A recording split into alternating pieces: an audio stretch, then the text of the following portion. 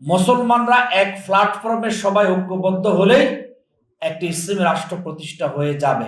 শাপলা চত্বর আমাদেরকে চোখে আঙ্গুল দিয়ে দেখিয়ে দিয়েছে। বালাকোটের ইতিহাস পর্যালোচনা করলে সেখান থেকে আমরা শিক্ষাটা গ্রহণ করতে পারি। ঐতিহাসিক 5 মে নির্মম হত্যাকাণ্ডের ঘটনা দেখেছি। বালাকোটের ঘটনা বিশ্লেষণ করলে আর শাপলা চত্বরের ঘটনা বিশ্লেষণ করলে অনেকগুলো মিল পাওয়া যায়। আমাদের অনেকের ধারণা মুসলমানরা এক প্ল্যাটফর্মে সবাই ঐক্যবদ্ধ হলেই একটি ইসলামী রাষ্ট্র প্রতিষ্ঠা হয়ে যাবে।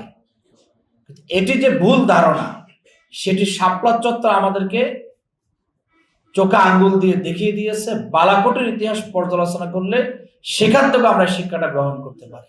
শুধু মুসলমানরা এক প্ল্যাটফর্মে আসতে হবে না, বরং যোগ্যতা আপনাকে অর্জন করতে হবে, কোয়ালিটি অর্জন করতে হবে। 200-র বেশি সার্ভিস ও ফিচারে লেনদেনের সব বিকাশ অ্যাপে সম্ভব। প্রতিটি সেক্টরে যে সকল সেক্টরে নেতৃত্ব দিলে রাষ্ট্র পরিচালনা হবে, আপনাকে সেই সেক্টরে নেতৃত্বের যোগ্যতা অর্জন করতে হবে। তাহলে আপনি যুদ্ধে বিজয়ী হবেন, লড়াইয়ে বিজয়ী হবেন। শাপলা চত্বরে সেদিন আওয়ামী ফেসিবাদীরা যেভাবে নির্মম কায়দায় এদেশের তৌহিদবাদী মানুষের উপর আক্রমণ চালিয়েছিল, এদেশ থেকে দিন ইসলামের নিশানা মুছে ফেলার চেষ্টা করেছিল, যারা চেষ্টা করেছিল তারা কিন্তু মুসলমান ছিল।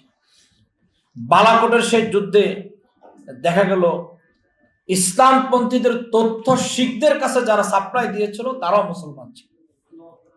প্রিয় ভাইরা, মুনাফিকি চরিত্র, মুনাফিকি আচরণের কারণে মুসলমানরা ঐক্যবদ্ধ হয়ে দিনকে ধারণ না করতে পারার কারণে যে বালাকোটের ঘটনা ঘটেছিল, যেখান থেকে মুসলমানরা বিজয় অর্জন করতে পারেনি, ঠিক শাপলা চত্বরের ঘটনা কিন্তু একই।